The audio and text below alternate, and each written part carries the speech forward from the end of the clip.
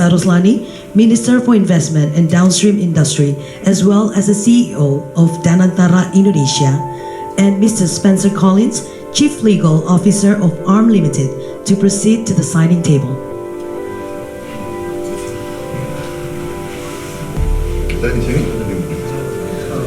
To witness the signing, we kindly invite His Excellency Prabowo Subianto, the President of the Republic of Indonesia, accompanied by Coordinating Minister for Economic Affairs of the Republic of Indonesia and CEO of ARM Limited.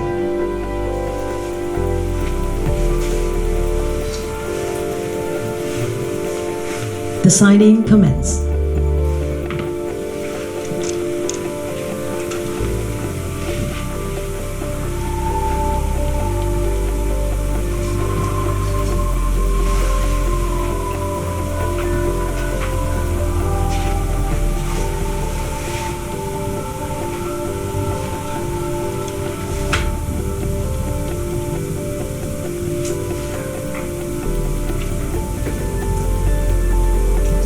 Exchange of documents.